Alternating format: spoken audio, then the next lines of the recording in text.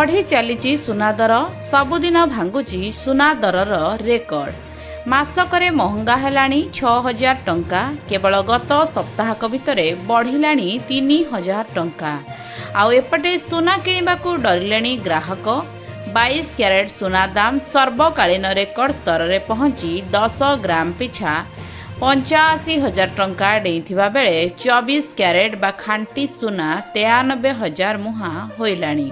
Mask तले अर्थात मार्च 1 रे भुवनेश्वर रे 22 क्यारेट सुनार दाम 10 ग्राम पिछा 79,400 टंका रे बिक्री हेउथिला।